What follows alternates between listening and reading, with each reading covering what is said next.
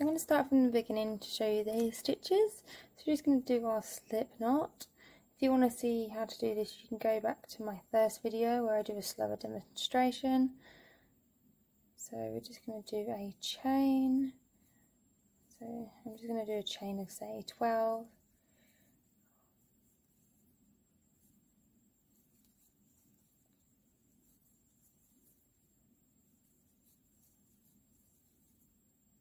Okay, so we've got a chain of 12 here, and what we're going to do is, as I said before, you always go into the second chain from your hook unless you're doing a double crochet, which I'll show you in the next video when I show you how to do double crochets.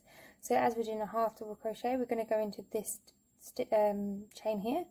So we're going to wrap your yarn around, whereas before when you do a single crochet you just go straight in. So we're just going to wrap your yarn around, which is also called yarning over, and then you're going to insert your hook into that stitch and pull up a loop so that there's 3 loops on your hook. 1, 2, 3. Now we're going to yarn over again, so grab the yarn and give them 3 loops a cuddle by pulling through all 3 loops on your hook. And then we'll do the same again, so yarn over. Always hold this yarn here with your finger, because otherwise if you don't hold it sometimes it can slide off and it's a bit frustrating, and to get yourself used to it, it'd be nice for you to just hold it so that you don't get frustrated when if you can't do it. So yes, so hold your yarn, go into the stitch here and pull up a loop, so you've got 3 loops in your hook, and pull through all 3. It's so much easier seeing the stitches on a larger yarn. A lot of tutorials show you a really thin yarn and you kind of look and you're like, oh, what is actually there, because it's so small. So seeing this firsthand and seeing how big it is really gives you an idea of what it should look like, rather than having to zoom in onto other tutorials. Okay, so I'm going to half double crochet to the end and I'll meet you there.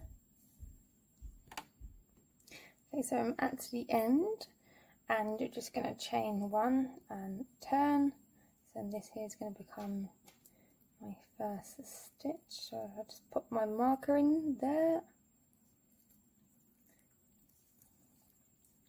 and just go into the chain there. So yarn over. So